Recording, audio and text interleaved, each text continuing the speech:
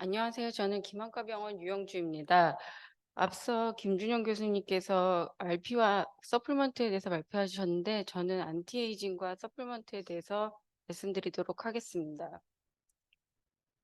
센트네리언이라는 단어는 100세가 넘는 사람을 일컫는 단어로 요즘에는 100세인이라는 표현도 많이 쓰고 상수라고 합니다. 우리나라에서는 10월 2일 노인의 날에 장수 지팡이를 선물하는데 작년에는 2,400명 정도가 선물을 받았다고 하고요. 주민등록상 100세 이상 인구는 9,000명 가까이 된다고 합니다. 한편 65세 이상 인구는 내년에는 1,000만 명을 넘을 것이라고 되어 있습니다. WHO에서는 60세 이상 인구가 10%를 넘는 경우를 고령화된 사회라고 정의하고 있습니다. 2022년 기준으로 전 세계적으로 60세 이상이 14.9%, 한국에서는 65세 이상 인구가 18%를 차지하고 있습니다. 기대 수명이 연장되니까 당연히 안티에이징에도 관심이 높아지는데 2013년도 셀지에 발표된 노화의 특징은 오른쪽 그림과 같이 9가지로 정리되고 있고 현재 이러한 과정들 속에 개입하기 위한 항노화 연구가 진행되고 있습니다. 다음은 참고 자료입니다. 노화의 특징 첫 번째는 유전체의 불안정성입니다. 케미칼이나 산화 스트레스와 같은 내외부적 요인으로 인한 손상과 DNA 복구가 안 되는 상태가 변이를 만들어서 결국 세포 독성과 노화를 일으킵니다. 그 다음으로 말단 소체가 짧아지는 것도 노화의 특징 중의 하나로 세포 분열을 여러 번 반복하다 보면 말단 소체가 단축돼서 결과적으로는 세포 분열도 멈추게 되고 노화와 노화 관련 질환이 시작되게 됩니다. 에피제네틱 얼터레이션은 후성 유전학적 변화라고 합니다. 우리 몸의 DNA는 활성화되거나 멈추거나 하는 유전자 발현 조절 과정을 겪는데 그 과정을 일으키는 것이 DNA 위에 덧붙는 표지와 같다고 해서 에피제네틱 얼터레이션이라고 합니다. 대표적으로 DNA 메틸레이션, 히스톤 모디피케이션, 크로마틴 리모델링이 노화와 연관되어 있습니다. 단백질의 항상성은 비정상 언폴디드 프로테인을 제거해서 단백질의 안정성을 유지하는 방법으로 희석 프로테인이나 프로테아좀, 오토파지 등이 비정상 단백질 제거에 관여하고 있고 비정상 단백질의 축적과 관련 있는 대표적인 노화 질환은 알츠하이머, 파킨슨, 카타락이 있습니다.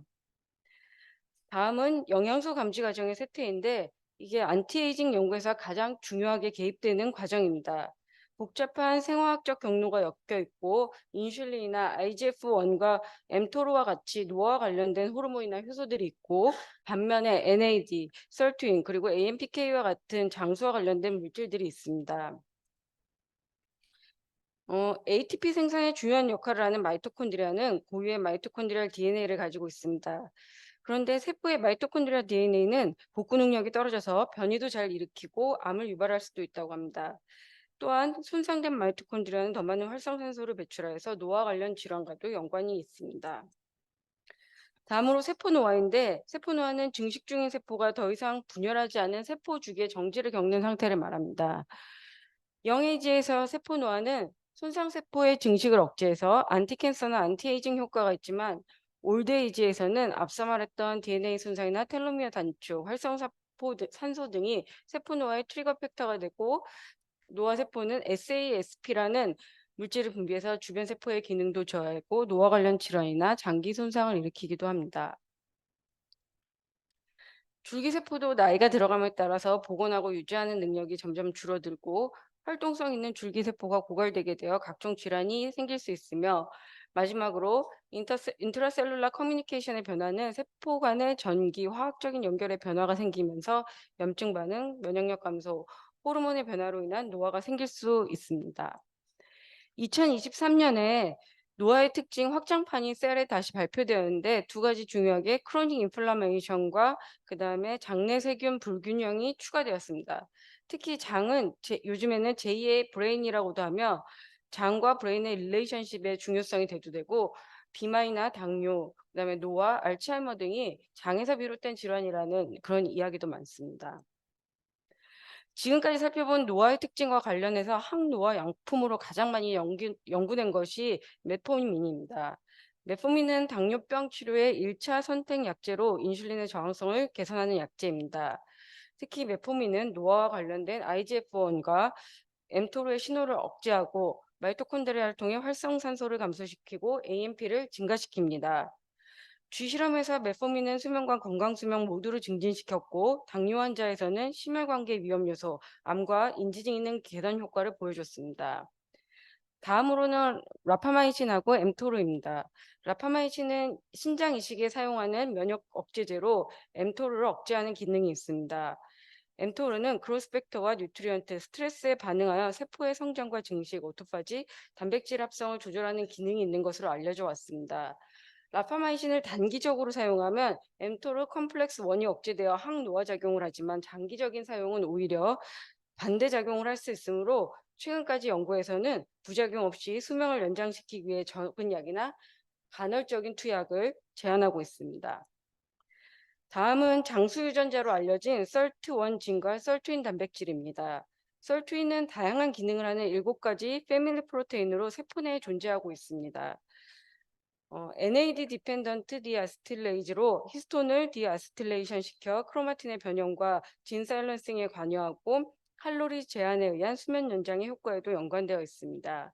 그리고 세포노화, 염증, DNA 반응, 그리고 인슐린 대상 간 및 지질 대사 등등 생체 내 거의 모든 작용에 관여하는 것으로 되어 있습니다.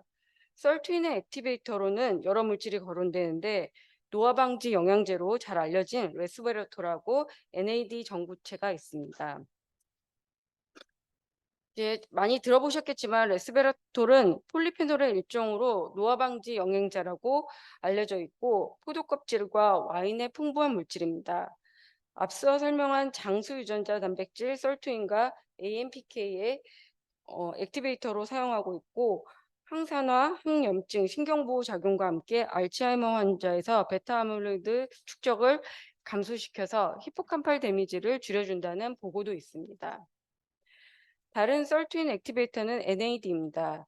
체내에서 NAD 레벨이 높으면 마이토콘드리아에서 활성산소를 줄어들게 하고 항스트레스와 항산화 작용과 관련된 유전자를 작동시킵니다. NNM과 NR이 NAD의 전구체이고 자연에서는 양배추, 브로콜리, 오이 등에서 발견되고 사람을 대상으로 한 임상 연구에서는 NNM과 NR 보충제를 섭취한 경우 체내 NAD 레벨이 30% 이상 증가되었습니다. 세놀라틱 세라피는 노화의 특징 중인 하나인 노화세포를 제거하는 치료로 시중에서는 회춘을 위한 보조제라고 알려져 있습니다. 노화세포의 문제는 에이포토시스가 되지 않으면서 염증 물질인 SASP를 분비하면서 주변의 건강한 세포를 없앨 수 있다는 게 노화세포의 문제입니다. 따라서 세놀라이틱스는 안티에이포토틱 패스웨이를 차단하는 약물입니다. 최근에 많이 연구되고 있는 거는 항암제와 백혈병 치료에 사용되는 다사타닙과 양파에 많이 함유되어 있는 자연 성분인 펄스테닌 소염제를 추가하는 조합이 가장 많이 연구되고 있고 실제로 심혈관계 질환 등 임상 시험에서 효과를 나타내고 있습니다. 이제 현재까지 밝혀진 노화의 특징이나 여러 가지 항노화 연구에서 나온 결과를 종합해 볼 때 가장 효과적이고 당장 할 수 있는 방법은 칼로리와 식이 제한입니다. 하지만 이 방법은 경제적인 측면에서는 가장 효과적일 수 있지만 실제로는 제일 어려운 방법이라는 것도 동의하실 것입니다. 25에서 30%의 칼로리 제한은 인슐린과 IGF-1 패스웨이를 억제하고 AMP와 NAD를 증가시켜서 AMPK와 썰트윈을 증가시킵니다. 주로 칼로리 제한 연구는 영장류보다는 더 작은 동물에서 수명 연장 효과가 나타났지만 영장류 대상 연구도 당뇨병이나 심혈관계 질환, 노화와 관련된 질환이 50%가량 감소하고 사람에게서도 6개월간 25%의 칼로리를 제한하는 여러 건강 표지들이 개선되었습니다. 사람에게서 근데 칼로리나 식이 제한 연구를 실제로 시행하기는 어려운 면이 있어서 이 칼로리와 다이어트리 리스트릭션에 대해서 찾아보면 가장 또 많이 나오는 게 1991년 2년 동안 시행한 그 인공 생태계 연구인 바이오스피어 2 실험입니다. 이제 연구자들이 2년 동안 이런 인공 생태계 안에 들어가서 생존을 하면서 그 영화 말스처럼 직접 식물을 재배하고 길러가지고 먹는 실험을 하였습니다. 그래서 피실험자들이 체중 감소나 혈압, 백혈구고 인슐린 감소 등이 있었고 건강하게 신체적 활동을 할 수 있었다고 합니다.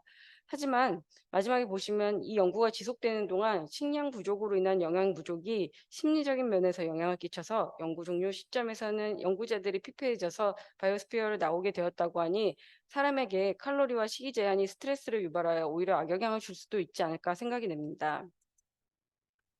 결론적으로 안티에이징에 대한 여러 보충제와 약물은 아직 사람 대상의 임상 연구가 진행 중이며 복잡한 생화학적 경로에서 어떤 효과를 나타내는지 입증이 어렵거나 서로 여러 작용이 맞물려 있는 경우 부작용 또한 간과할 수 없습니다. 따라서 노화의 특징에 따라 건강을 유지하는 가장 효과적이고 실행 가능한 방법은 보통 이제 칼로리 제한과 운동이라고 공통적으로 제한되고 있는 것을 볼 수 있겠습니다. 네, 마지막으로 블루존이라는 100세 이상 인구수가 가장 많은 곳 5곳입니다. 앞서 지동현 교수님도 얘기해 주셨고 지중해식 식단의 이점과 여러 가지를 설명해 주셨는데 참고해서 보시면 좋을 것 같습니다. 이상입니다.